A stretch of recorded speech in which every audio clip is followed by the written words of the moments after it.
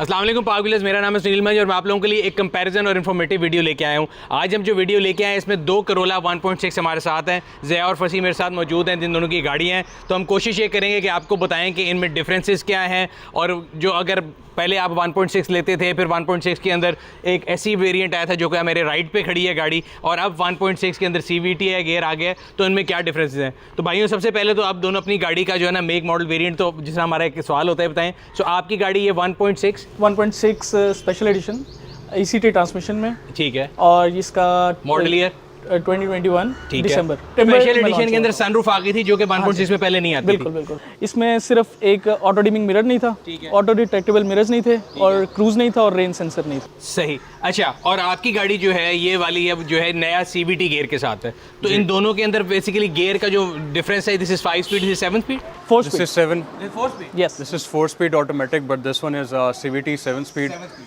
और इसमें जो डिफरेंस है उसके कंपैरिजन में सिंपल 1.6 जो आती है वो है। अभी न्यू वाला जो आया वर्जन, उसमें अलॉय रिम्स चेंज है, इन्होंने प्लेयर्स में अंदर कुछ चेंजेस किए हैं, एंड मोस्ट इंपॉर्टेंटली जो CVT ट्रांसमिशन है वो चेंजेस किया, जिसकी वजह से उसकी फ्यूल इकोनॉमी और इसका थ्रोटल रिस्पांस बहुत बेहतर हुआ है। ठीक है। अच्छा, फ्यूल इकोनॉमी की बात सबसे इंपॉर्टेंट जो मुझे भी समझ आती है गियर की वजह से, आपको ये गाड़ी क्या एवरेज देती है? ये मुझे इन सिटी 11.5 12 के करीब देती है।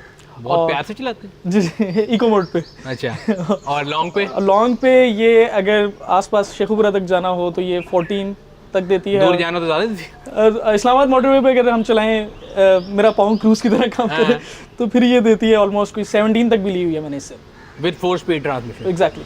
यार आप कहाँ हैं? मैंने तो ये गाड़ी जब भी चलाई है लॉन्ग पे, हमारे दफ्तर में आसिम साहब के पास होती थी। स्पेशल एडिशन नहीं था, but same engine same gear. I think the maximum जो मुझे इसकी फ्यूल एवरेज मिली वो 13 साढ़े 13 से ऊपर नहीं मिली। शहर में 10-11 करती थी, लॉन्ग पे 13, अगर बहुत ही शर्त लगाऊं तो 14 था।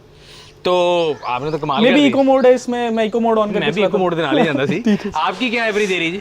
मैं भी इको मोड पे चला रहा हूँ, लेकिन मुझे 11 to 12 की मिलती है नॉर्मल फुट पे शहर में। इतना नॉर्मल मेरा पाँव नहीं है। सही है। हाईवे पे 120 पे अगर चलाऊँ मैं प्यार से इसको, तो अराउंड 17.5 इसकी लास्ट मैंने एवरेज ली है। बट मेरे ख्याल से ये आपके जो फिगर थे 17, और अगर इनके वाले ले लें फिर तो बराबर ही हो गए। एक ही समय में मुँह आज खड़े कर दिए आपने। मेरे ख्याल से चलिए 15 पे मान जाते हैं। चलो 14-15 था, और 17 अगर आ गया तो तकरीबन मेरा ख्याल है 20% का फर्क पड़ गया फ्यूल एवरेज पे। उसके अलावा थ्रॉटल रिस्पांस वाली भी थोड़ी साइकोलॉजिकल हो सकती है, क्योंकि इसके 0 to 100 फिगर तो मेरा ख्याल है आपने नहीं कैलकुलेट किया होगा। मेरे पास सिंपल वाली भी है 1.6।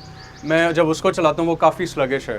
उसका RPM मोस्टली जाता है अराउंड 4 to 5,000। इस पे जैसे ही मैं थ्रॉटल देता हूँ ये इजीली 6500 RPM टच करता है, और you do not have to actually wait to overtake some car इधर ऑन हाईवे या फिर विद सिटी।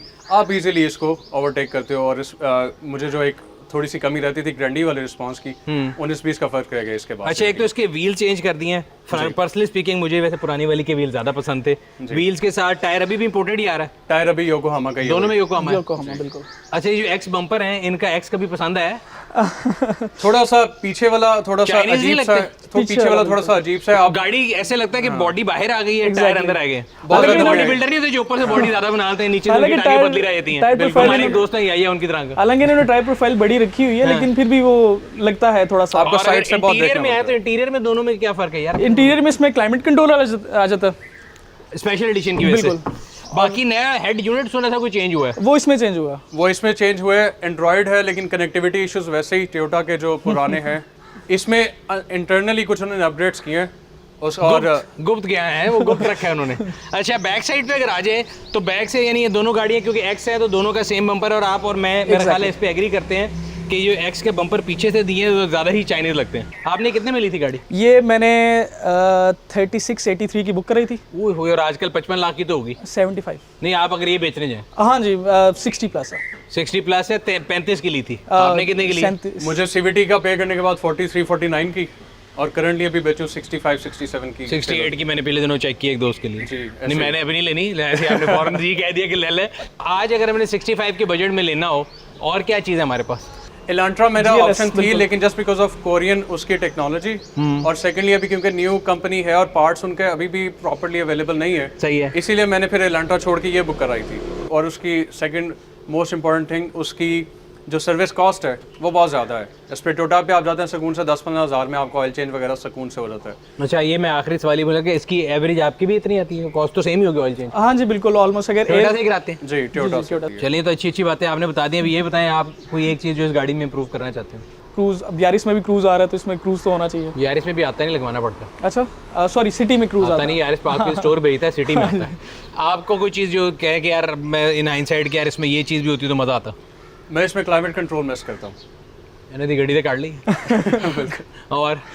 और इसके अलावा बाकी इश्यूज वो चलते रहता है। आपको पता है फिर अभी पाकिस्तान में कंपैरिजन इतना ज़्यादा है, चीज़ों का कंपटीशन इतना, प्राइसेस को जितना पैसे डालें फिर उतना गुड़। नहीं, इतने पैसों में अगर मैं करूँ वो तो मतलब बंदा करे कुछ भी ले लीजिए।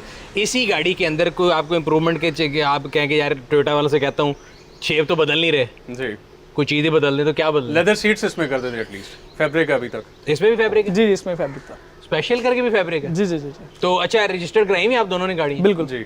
क्या टोकन क्या पड़ता है इसका? इसका टोकन 9500, यानी ये 1500 समथिंग बनी ना सीसी? 1598। हाँ, तो वो 1600 से नीचे वाला है 1500। Exactly. क्योंकि जो सुजुकी स्विफ्ट लेते थे लोग पहले, उनको 13,000 प्लस, वो 1300 सीसी प्लस थी, तो वो 1500 वाला लगता था, उनका भी 9000 था। तो टोकन के लिहाज से तो ठीक है, मेंटेनेंस के लिहाज से भी ठीक बिल्कुल है। ठीक है। और बाकी तो अगेन जिस पैसों में आपने ली थी तब तो मुफ्ती ले ली थी आपने, लेकिन आज के लिहाज से भी अगर देखा जाए तो ठीक है। और कोई चीज़ इनमें दोनों में फ़र्क है? इसकी हेडलाइट आपने बताया था, इसकी तो इसमें ग्रैंडी वाली DRLs है, है, बिल्कुल। इसकी तो सादी वाली है ना, क्योंकि इसकी स्पेशल शादी एडिशन वाली नहीं है। जी बिल्कुल, इसकी विजिबिलिटी बहुत कम है। इनको ये भी अगर कर सकें हेडलाइट्स की, इसके जो बल्ब हैं उनको चेंज करके इंप्रूवमेंट हो जाए, इसकी विजिबिलिटी रात के टाइम बहुत कम है। अच्छा, इसकी किट की वजह से ग्राउंड क्लियरेंस का इशू तो नहीं है? बिकॉज मेरे पास जो गाड़ियाँ हैं दोनों में किटें नहीं है, बट दोनों के बम्पर छिले पड़े हैं। नहीं, इसका बम्पर नीचे से टच होता है, अक्सर पार्किंग्स में भी हो जाता है, वो जो स्लोप में जा रहे हो ना, तो मेरे बम्पर नीचे से टच हुए हैं, मैंने उनको रीटचिंग करवाई भी हुई है टोयोटा से। और आपने? इसकी एक्सटेंशन की वजह से नीचे से हल्का सा डर रहता है, अभी तक अल्हम्दुलिल्लाह हुआ नहीं इशू, लेकिन एक डर लगा रहता है एक्सटेंशन की वजह से। बिल्कुल ठीक है। सो व्यूअर्स, ये थी आज की वीडियो जिसमें हमने आप लोगों को कंपैरिजन दिया टोयोटा 1.6 स्पेशल एडिशन में और टोयोटा 1.6 CVT है जो उसका नया वेरिएंट आया, इनमें क्या क्या ऑप्शंस हैं, क्या क्या फ़र्क है, और जो यूज़र्स हैं वो इसके बारे में क्या कहते हैं। उम्मीद करते हैं कि आपको वीडियो पसंद आई होगी। अगर अभी तक आपने हमारे यूट्यूब चैनल को सब्सक्राइब नहीं किया, सब्सक्राइब करें, बेल आइकन पर क्लिक करें ताकि आपको तमाम आने वाली वीडियो के बारे में नोटिफिकेशन मिलता रहे। आपसे अगले वीडियो में फिर मुलाकात होगी, तब तक अपना और अपने गिरद वालों का ख्याल रखिएगा। शुक्रिया।